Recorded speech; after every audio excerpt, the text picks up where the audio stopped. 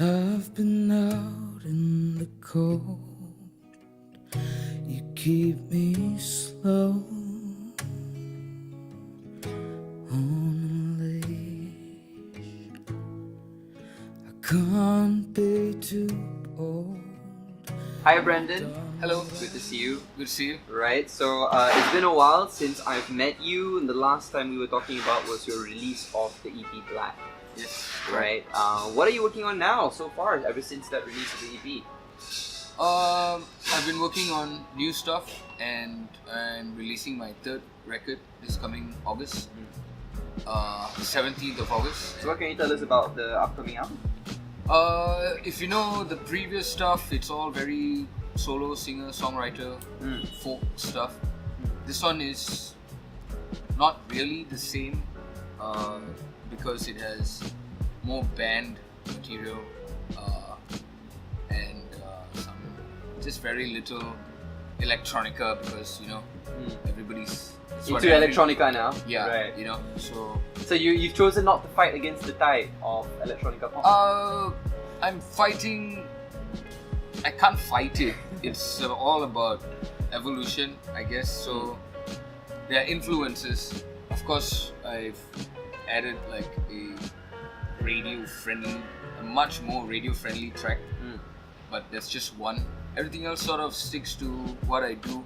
Right. It's just as opposed to it just being me and my guitar. There are just more elements. Yeah. I want to go back in time a bit because I know you've been writing songs for a long time when you released your EP.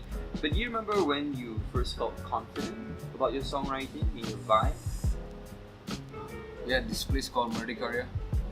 So it was when you discovered Medicaria that you came to. That really kept kept it going.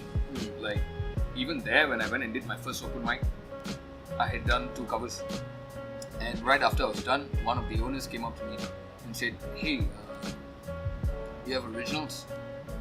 I said, yeah, do the original." So I came back the next time and I did a cover and an original.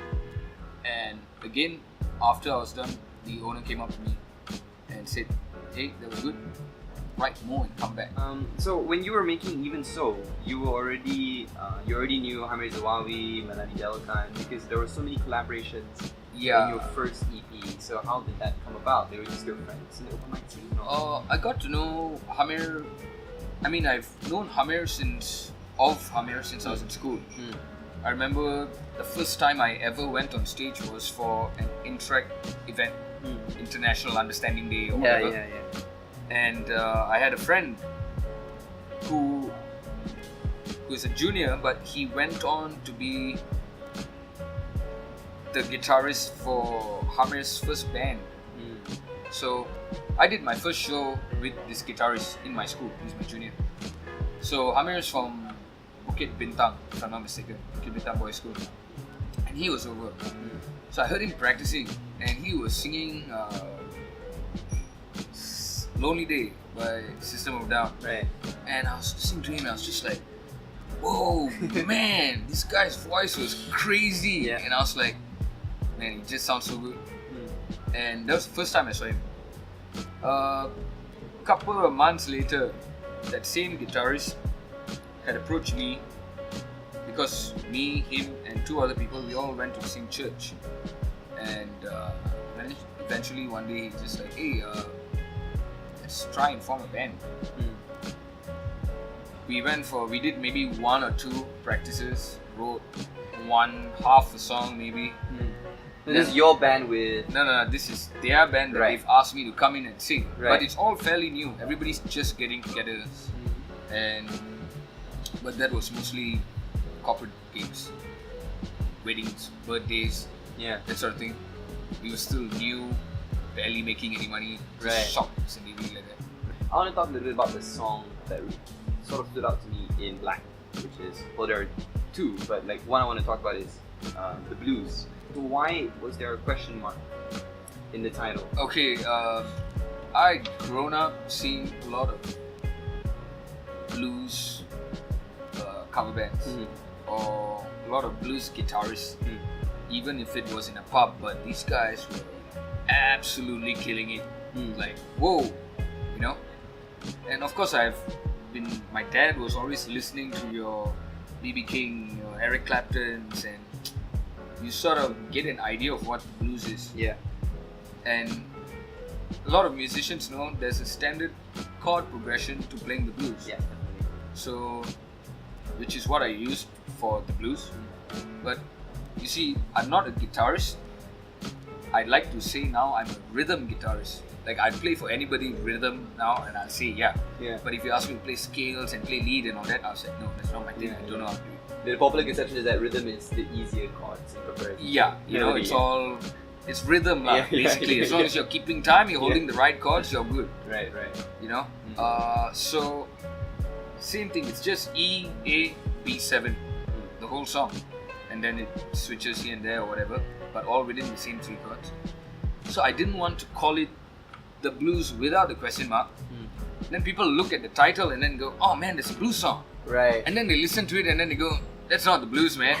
That's just some blues chords or some very basic blues chords. Right. That's why I put a question mark at the back. So you started off shy. I mean, I'm told that you're still a reserved person. You like to call yourself a reserved person. Yeah. So I'm curious because your songs are very emotionally powerful and vulnerable. Do you sometimes feel too exposed when you're singing live? Like, this is a song about my life. Oh, that not really. The only time I feel like that is when I get too connected with the song just before performing it. Like, suddenly a memory comes back and it triggers. Then I worry that I'm going to choke, or I'm going to sing off or whatever. Like, there have been moments where I'm literally this close to breaking down, like just crying. But I've come to a point now where I'm very comfortable on stage and I want people to see how exposed I am. And if even people have said, even when I'm doing interviews, a lot of them have said, like, it's because I know you and I've met you a couple of times, that I'm a bit looser now. But I was just doing an interview that day. It didn't feel as loose as... No, I know I'm not, because my friend who was with me, Shauna, she also was just like, what kind of Brendan is this? This is a boring Brendan. What are you doing? It's not the Brendan that everybody knows. Right. Then she tries to remind me, she's like, try to be yourself, you know, do your thing, don't... Because I get all like, my name's Brendan Cruz. Yeah, I'm doing music for 5 years. If I don't know you, that's how I'll be talking. I'm glad you're not in that mode now, right? That's good. So how was your experience working with, if I'm not, correct me if I'm wrong, Pete Maher or Pete Maher? I'm not sure how to pronounce it. Maher. Maher. Maher. Yeah, producer for U2 and Katy Perry. Yeah. Master, mixer. I got to know of him through my recording and mixing engineer. His name is Derek. He mixed and recorded Black. He's Irish, but he's based here now. He's married to a Malaysian woman. And he came across this guy, Pete, who was very much... I mean, if you look at his portfolio, it's just like he's done from U2, Rolling Stones to La La Land, and, you know, it's just like, whoa, what a list. And done Damien Rice.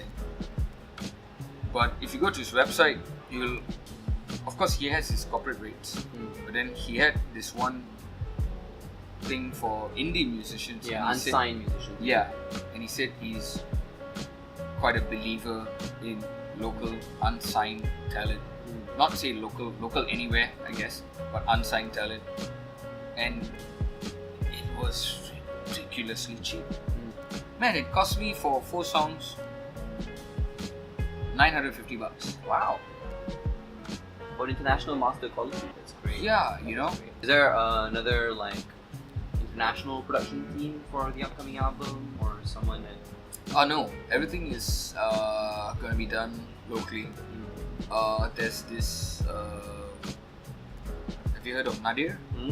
So Nadir. Ashwin? Yeah. So Ashwin's recording, mixing, producing, mastering. Like, I was just recording with him last night even, and his head is always creatively working.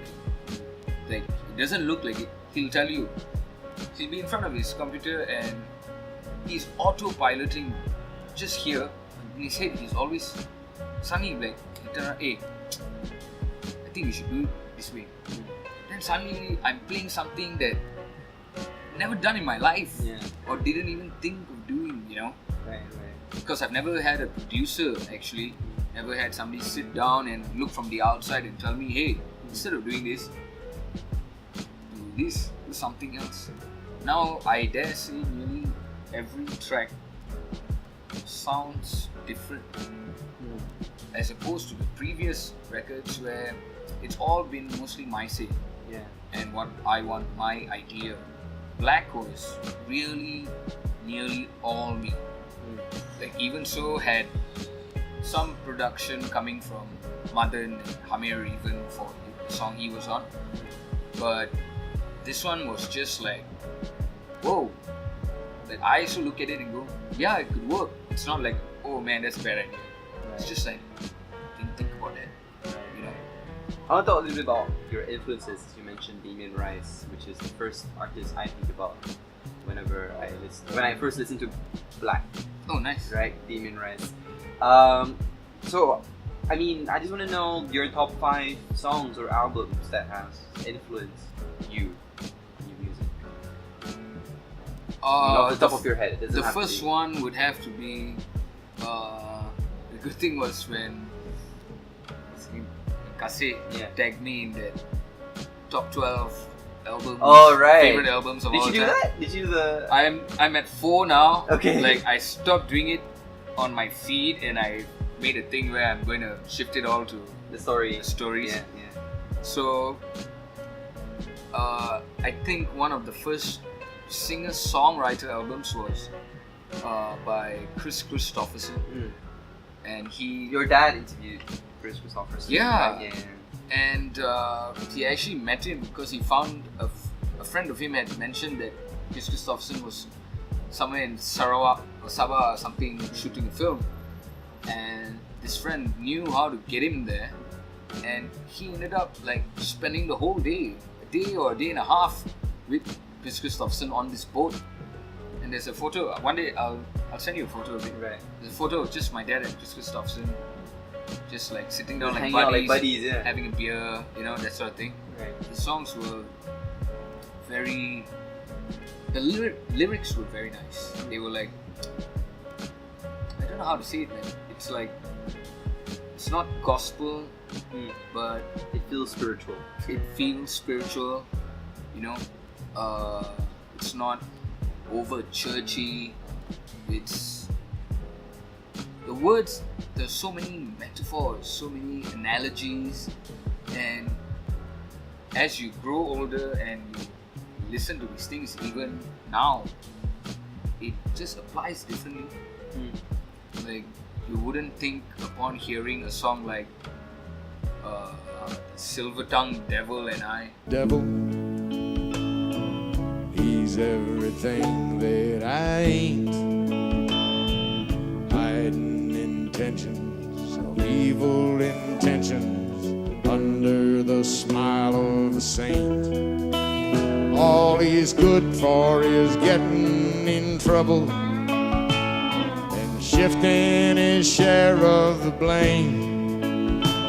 And some people swear he's my double, and some even say we're the same. But the silver-tongued devil's got nothing to lose. I'll only live till I die.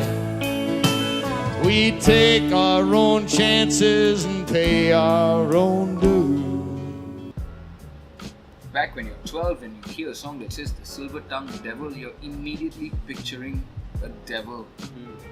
You're not really, like, now if you think about it, you're just comparing it to People. yeah, you know. Someone you know, maybe. Yeah, so there's a lot of this, there's a lot of emotion. Like, Chris Christopherson doesn't go and do the falsettos and he doesn't like scream. It's all He just pops. folk. Yeah, it's like, it's literally like country poetry. Right. to a sense. Chords are simple, which is something, that one I don't think I've run far away from.